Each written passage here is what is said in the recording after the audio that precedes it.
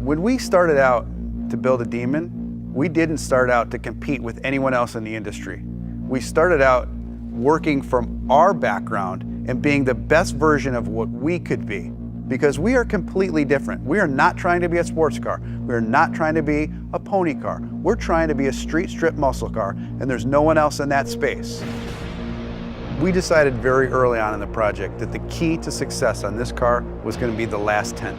And I don't mean the tenth of a second in the quarter mile. I mean that last tenth of effort that was going to push you beyond an interesting stat into a stat that had never been done before. I mean, you start at the top of the list, drag radials. No one's ever put drag radials on a car. They've been available in the marketplace, but they've never been put on a production car.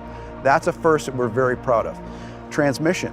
No one has ever put a trans brake in a production car. No one has used the air conditioning system to cool the intercoolers.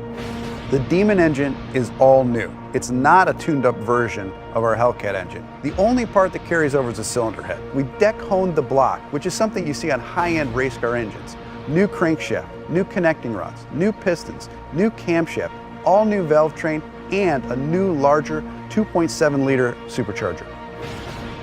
So all of those things that make it a dedicated drag car, all of those things that make it awesome on the strip, you can completely modify. You can make this car as comfortable or as crazy as you want it to be. The two most common questions I get on Demon: number one, why'd you build a car like this? And the second question after that, how much horsepower does it have? And I always tell everybody, I'll tell you the horsepower, it's amazing, but I want to explain to you the full performance package and everything that that horsepower enables. I'm going to walk you through a virtual run of what it's like to drive a Demon.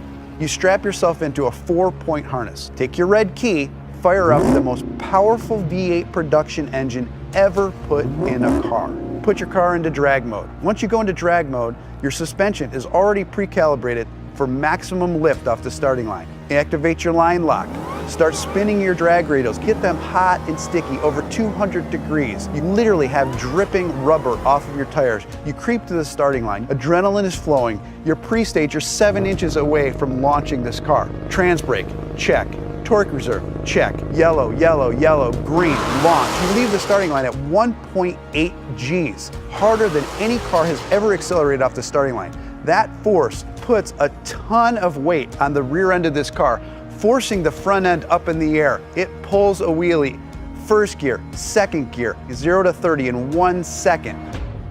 Third gear, you're now at 60 miles an hour in 2.3 seconds. Fourth gear, 5.1 seconds, you're doing 100 miles an hour. Now things are starting to settle in. You're really getting into this time warp and things are happening so fast. You're getting close to the end of the track. You're now doing 140 miles an hour as you cross the finish line in 9.65 seconds. You have just driven this production car faster than any production car has ever finished the quarter mile. So fast, in fact, that after the NHRA certified that time, they banned it from competition. And it took 840 horsepower and 770 pound-feet of torque to do that. Being banned from the NHRA with this car at first sounds like a negative, but reality is it's really huge street credibility for this car. Even the National Hot Rod Association says you've pushed too far.